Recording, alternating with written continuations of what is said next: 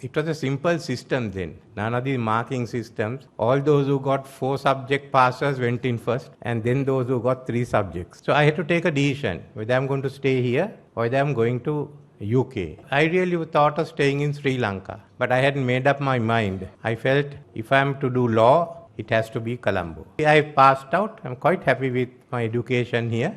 But when I speak to young people today to ask them, would you like to stay in Sri Lanka? The answer of many of them is no. Even if selected to a university. For us, UK, for many of us, was the second choice. If you are not selected to the University of Ceylon. But it's not so today. And having spoken to them and listened to their views, I don't know what I would do if it came to making a selection today. So this is a crisis of the university system. It's a part of the larger crisis of Sri Lanka itself and how we face the future. So we have to look at the university system and what's the role of education. First, look at the local issues. As I asked the chairman, we have about 170,000 qualifying for the A-levels.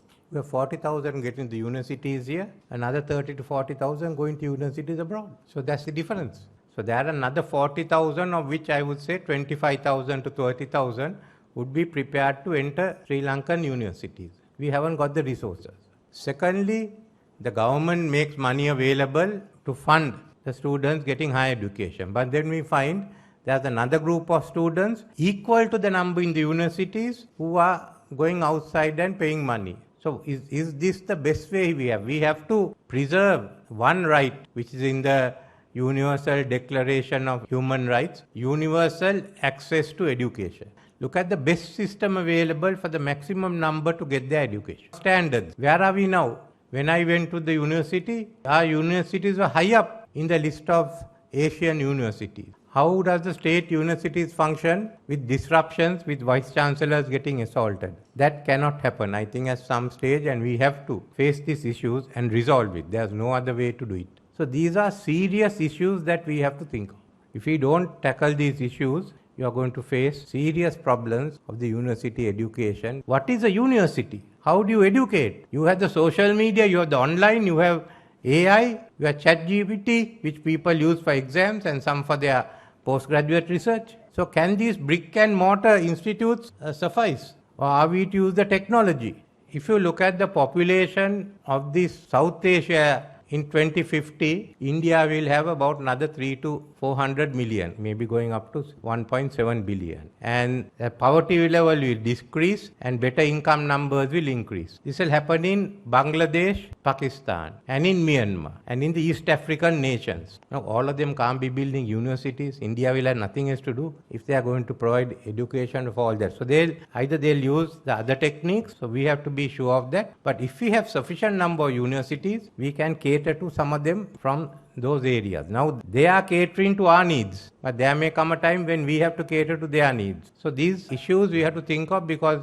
the structure of the universities will no longer be the same.